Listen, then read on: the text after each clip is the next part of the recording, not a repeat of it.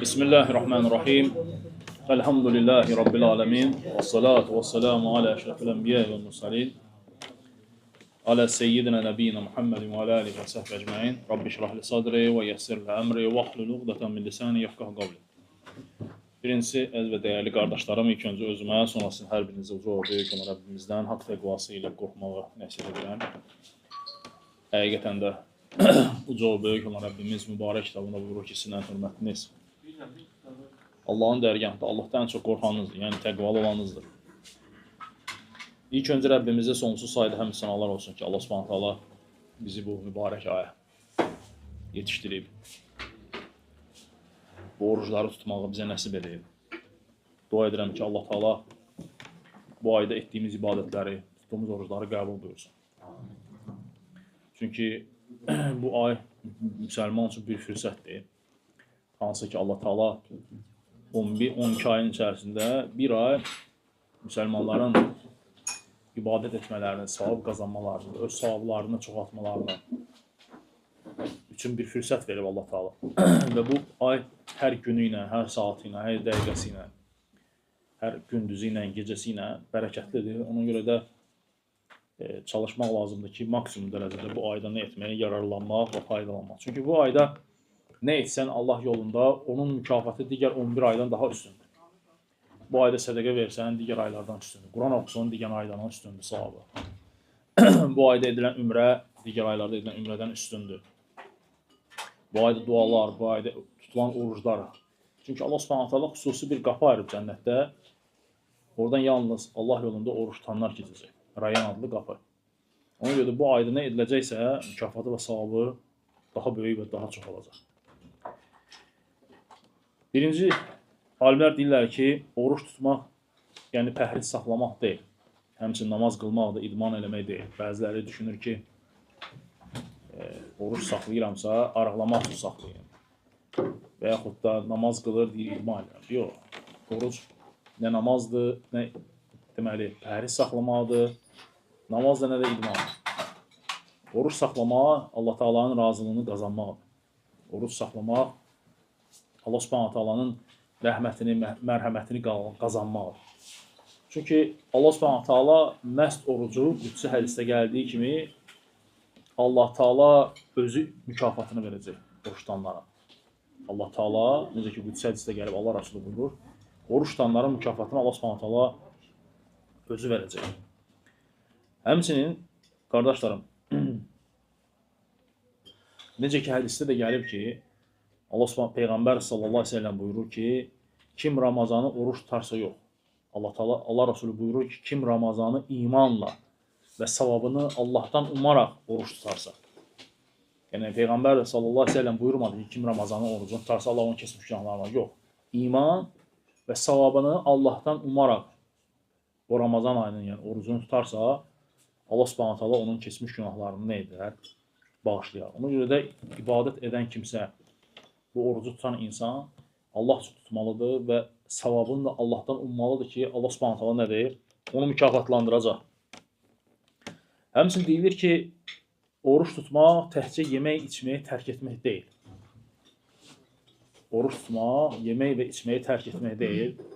Necə ki, hədisdə gəlib ki, oruç tutan qul yalan və böhtan, həmçinin digər günahları tərk etmədikdə, Allah Taala da onun yemək və içməyi tərk etməsinə ehtiyacı yoxdur. Oruç tutmaq, günahları tərk etməkdir, günahlardan uzaqlaşmaqdır. Sənin Ramazan ayın, bu ayın digər aylardan fərqlənməlidir. Vay olsun o kəsin halına ki, onun Ramazan ayı digər aylardan heç bir şeylə fərqlənmir. Eyni şeydir. Necə digər aylarda günahlar edirsə, bu ayda da elə günahlara davam edir. Vay olsun o kəsin halına ki, o Ramazan ayının heç orucunu da tutmur.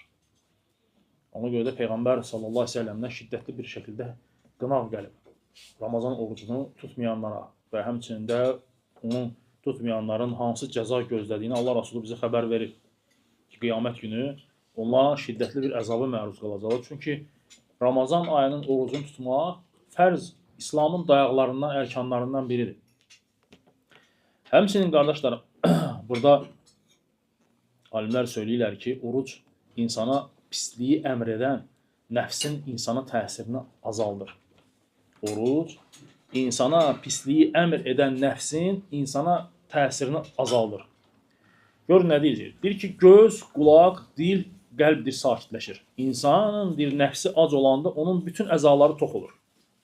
Deməli, insanın nəfsi ac olanda bütün əzalar tox olur. Nəfs sakitləşir. Nəfs tox olanda isə onda əzalar acıyır və nə edir? Günahlara daha çox meyl edir. Ona görə də çox yatmaq, çox gülmək,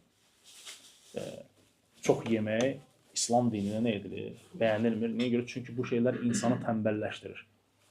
İnsan nə qədər az qidalanarsa, az yeyərsə, onun səhhəti də yaxşı olar, sağlam olar və həmçində insanın ağlı da yaxşı işləyər. Ona görə deyildiyi kimi, oruc insana pisliyi əmr edən nəfsin təsirini nə edir? Azaldır. Ona görə də Allah Rasulü sallallahu aleyhi ve sellem evlənməyə gücü çatmayanlara oruç tutmağa nədir? Əmr etmişdir. Niyə görə? Bunlarda olan o şəhvətini etmək üçün, söndürmək üçün, şəhvət hissini azaltmaq üçün. Ona görə Peyğəmbər sallallahu aleyhi ve sellem onlara belə əmr etmişdir. Həmçinin qardaşlarım deyilir ki, deməli, oruc insanın özünü yemək və içməkdən saxlaması deyil, lazımsız və çirkin sözlərdən uzaq durmasıdır. Lazımsız və çirkin olan sözlərdən qeybətdir, nəmmamlıqdır, böhtandır, yalandır. Bu kimi günahlardan nə etməlidir? Uzaq durmasıdır. Həmçinin qulağını, gözünü, dilini bu şeylərdən qorumasıdır. Çünki bu kimi günahlar sənin orucunun savabını nə edir? Aparır. Sənin orucunun savabını silir. Ona görə də sən özünü nə etməlisən? Həm dili, həm gözü, həm qəlbi, həm qulağı, bütün bu haramlardan nə etməlisən? Qorumalısan ki, o günahlar səni nə etməsin? Savabı aparmasın və necə ki Allah Rasulü sallallahu aleyhi ve sellem buyurur ki, əgər kimsə səni söyərsə, oruc ikən, sən oruclu olaraq söyərsə, ona deyirsən ki, mən orucam.